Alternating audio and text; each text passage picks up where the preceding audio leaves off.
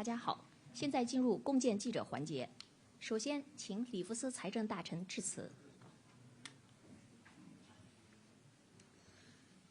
Thank you very much. Today marks a milestone for respectful and consistent UK-China relations. I would like to start by extending my sincere gratitude to Vice Premier He Lifeng for his warm hospitality in hosting the 2025 China-UK Economic and Financial Dialogue, the first held since 2019. Growing the economy and raising living standards is the UK government's #1 mission. That growth must be secure and resilient. Pragmatic cooperation with our international partners is one such avenue to achieve that economic growth. That includes trade with China, the world's second largest economy and Britain's fourth largest trading partner. The outcomes we've agreed today represent pragmatic cooperation in action. They represent common ground being found on areas like financial services, trade, investment and the climate. They support secure and resilient growth, providing mutual benefit for both the UK and China, while safeguarding national security as the first duty of government. The total value of what we have agreed today is worth £600 million over the next 5 years for the UK economy. Overall, this government's re-engagement with China already sets us on course to deliver up to £1 billion of value for the UK economy. This includes across our financial services, in which the UK is a global leader. Financial services are the engine which power prosperity and growth through deep and liquid capital markets. Our two countries share great pre-existing links in this area as the highlight of our bilateral economic relationship.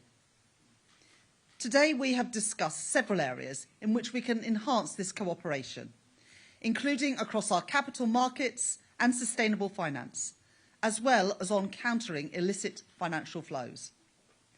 I particularly welcome that China plans to issue its first overseas sovereign green bond in London during 2025. On trade, we have worked to lift market access barriers across a range of goods and services, including unlocking a package in agri-food which is set to boost UK trade with China. This will encourage competition and support innovation between businesses on a level playing field. In recognition of the importance of regular engagement, we have committed to a number of regular dialogues and technical exchanges across trade, energy, the climate and the environment, science and technology, development, intellectual property, customs, sports and creative industries. As two major economies, we discussed our respective roles on the international stage. Given global interconnections, many of the challenges that we face today, such as climate change and support for the world's poorest nations, cannot be tackled by individual countries working alone. We need to come together, working collaboratively towards common goals to achieve outcomes that will benefit us all. In line with this, we have reinforced our shared commitment to work together to maintain the health of the international financial architecture and to tackle climate change and low-income countries' debt. At the same time, we discussed that there will need to be areas where we disagree, and it is important that we can have open and frank exchange on these issues. That includes concerns on national and economic security, market access and impacts of subsidies and industrial policy to ensure a level playing field exists. We will make better use of channels to discuss our respective measures to safeguard the security and resilience of our economies. It also includes Russia's illegal war in Ukraine, which has far-reaching implications, and Hong Kong, where we have concerns on rights and freedoms, but where we also have shared interests. Not every conversation will be easy. However, it is essential and in the UK's national interest that as two major economies, the UK and China commit to building a stable, pragmatic, bilateral relationship. This economic and financial dialogue marks an important step in restabilising UK-China relations, which the Prime Minister, Keir Starmer, Foreign Secretary, David Lammy, and I remain committed to. Through pragmatic, consistent engagement and working within the rules-based international system, our two countries can work together on areas of mutual interest in the interest of our citizens, whilst also being frank and open with each other when we disagree.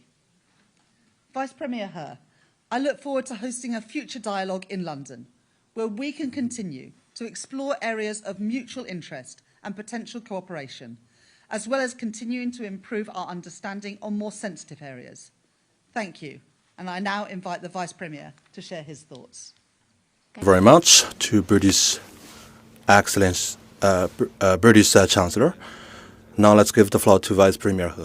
Thank you very much to Her Excellency British Chancellor Reeves, President Xi Jinping and UK Prime Minister Starmer had a telephone conversation in last November, which reached great consensus for China-UK relations and also pointed the directions for China-UK relations. And both sides agreed to reinitiate the China-UK economic and financial dialogue. And today, I have hosted the 11th China-UK economic and financial dialogue in association with British Chancellor Reeves.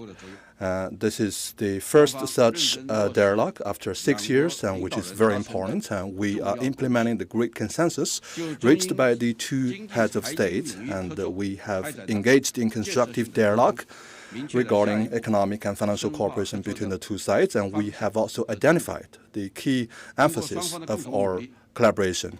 Thanks to collaborative efforts from both sides, and we have had a fruitful dialogue today, reaching consensus in 69 sectors.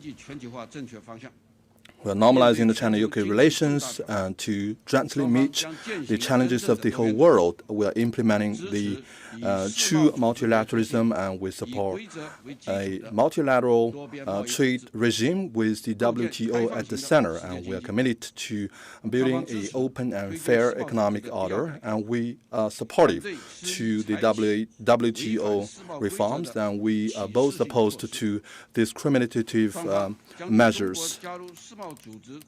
And we are also maintaining communication regarding joining the procurement system of the WTO. We are going to strengthen our coordination. We support the World Bank, the IMF, and the AIIB, and other multilateral organizations to play a more constructive role so as to improve the representation of developing countries in the international financial regime.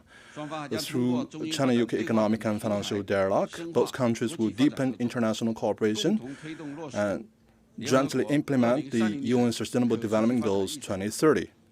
China welcomes countries like the UK to participate in the Global Development Initiative, Global Civilizational Initiative, and Global Security Initiative, and be part of the Belt and Road Initiative, and also build a fair and non-discriminatory business environment. China-UK collaboration is in the interest of both parties, and we can achieve win-win results if we work together.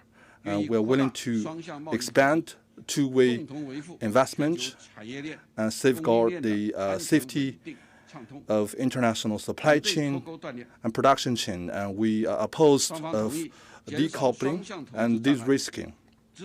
And we support collaboration in life sciences, digital services, and other emerging sectors. In terms of government procurement, we will treat all the enterprises equal, regardless of domestic or foreign enterprises. In our dialogue, and we also held a roundtable of the business leaders, trade representatives engaged in in-depth exchange of views, and the British participants of the roundtable welcome China's stance, and they have also expressed their willingness to be part of China's modernization drive. And third, expand cooperation in industry, agriculture, and energy.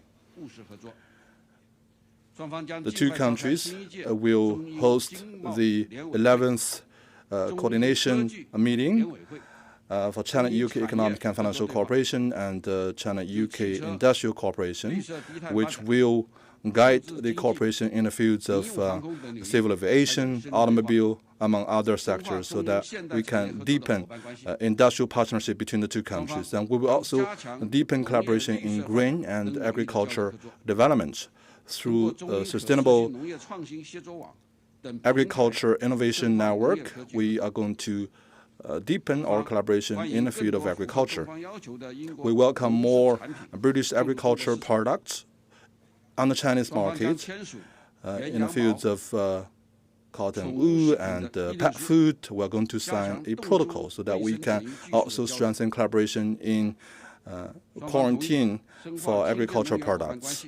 We also wish to deepen collaboration in clean energy, in energy transition, green electricity certificate, and also nuclear for civil purposes. And we will strengthen our cooperation and also deepen our exchanges in the carbon market. And fourth, deepen collaboration in the financial sector. China and the UK believe that the financial sector is the highlight of China-UK relations, and we both agreed to strengthen collaboration in financial regulations so that we can build an open market on both sides and enhance interconnectedness.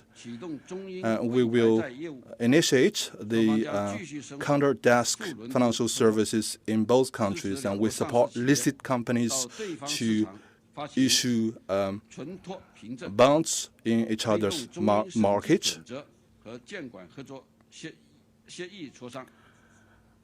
We support financial institutions of both countries to engage in cross-border business in the fields of banking, insurance, asset management, and pension products.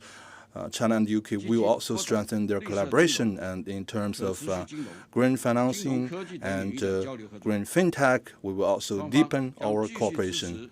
And we will support the development of RMB settlement banks in the UK, and both sides will support the mutual recognition of regulatory status of financial institutions. And we will continue to exchange views regarding the status of RMB, and China will issue the first green bond, a green sovereign bond in the UK for the first time in 2025. And we support interested British banks to be part of the RMB international settlement system. And we also support British banks and financial institutions to get engaged in the field of Chinese banking, financing, as well as pension products. And during the dialogue, we also held the China-UK Finance Summit. The financial sectors of both countries have reached extensive and substantial consensus.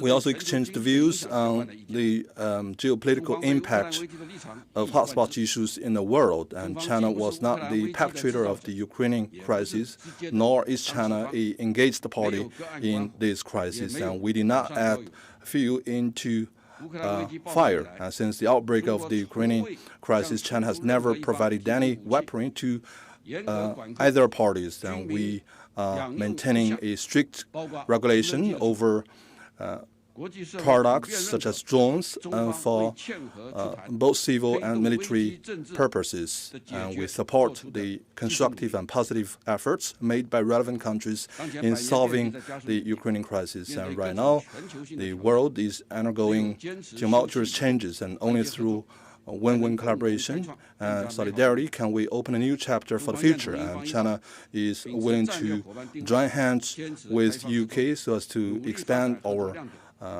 highlights of cooperation and contribute positively to the healthy and normalized development of China-UK relations.